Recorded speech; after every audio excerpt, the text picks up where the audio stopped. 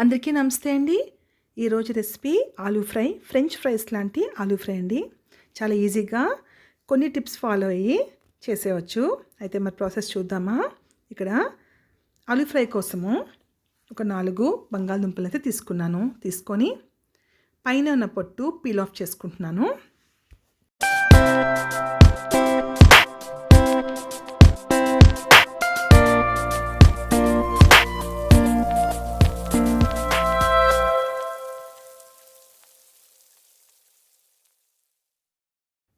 బంగాళదుంపని peel off చేసుకున్నాక వాటిని cut చేసుకోవాలి.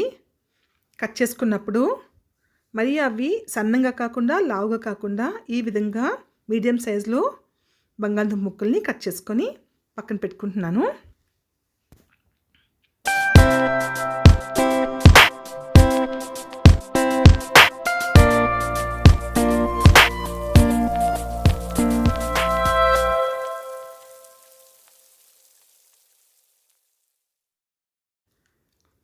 ఇప్పుడు కట్ చేసుకున్న బంగాళదుంపల్ని ఒక పక్కన పెట్టుకున్నాం కదా, ఒక గిన్నెలో వాటర్ వేసుకోవాలి. వాటర్ వేసుకొని ఈ దుంప ముక్కల్ని బాగా వాష్ చేసుకోవాలి.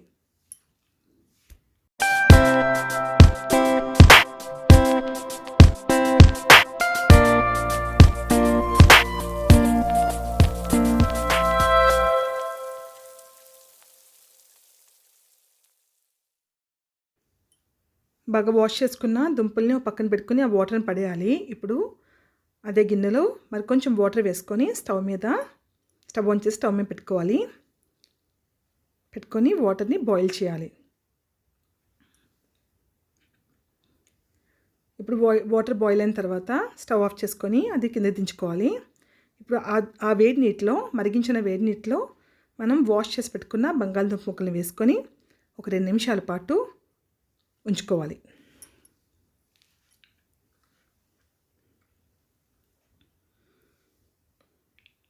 మధ్య మధ్యలో దాన్ని కలుపుతూ ఉంచాలి.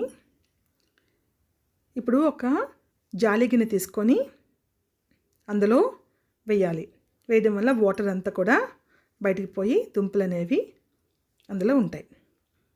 ఈ విధంగా డ్రైగా ఉన్న ఆ బంగాళదుంప ముక్కల్ని సైడ్ని పెట్టుకొని ఇప్పుడు స్టవ్ ఆన్ చేసుకొని నాన్ స్టిక్ ప్యాన్ పెట్టుకొని తగినంత ఆయిల్ వేసుకోవాలి. ముందుగా ఆయిల్ మరిగిన తర్వాత ఒక బంగాళదుంప ముక్క వేసుకొని చెక్ చేసుకోండి. ఇప్పుడు మిగతా అన్నీ కూడా వేసుకోవాలి.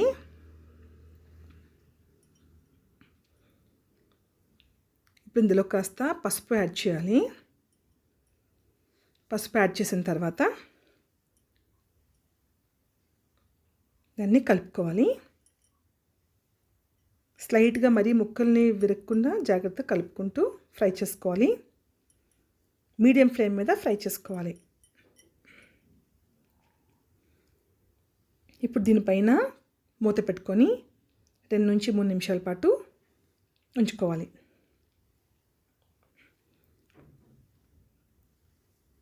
ఇప్పుడు మూత తీసి మరొకసారి వాటిని కలుపుకోవాలి. ఇలాగా మూత పెట్టి మధ్య మధ్యలో కలుపుకుంటూ ఉండాలి.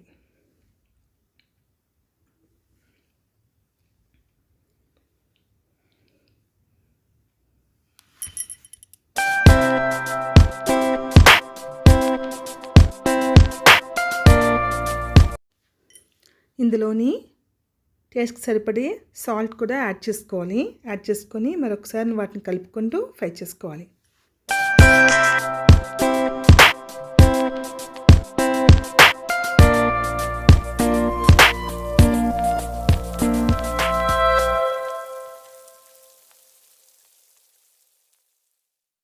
విధంగా మూత పెట్టుకొని మధ్య మధ్యలో కలుపుకుంటూ ఒక 10 నిమిషాల పాటు వీటిని లో టు మీడియం ఫ్లేమ్లో ఫ్రై చేసుకోవాలి.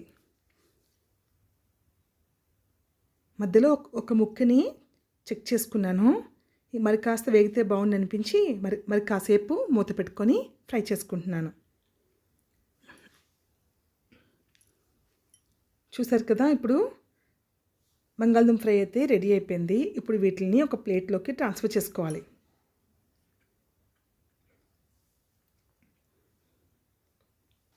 ఇక్కడ ఆయిల్ అనేది మొత్తం అంతా కూడా అబ్జర్వ్ చేసుకోదు. కొంచెం ఆయిల్ అయితే ప్యాన్లో ఉండిపోతుంది. ఆయిల్ మనం వేరే కర్రీస్కి వాడేసుకోవచ్చు.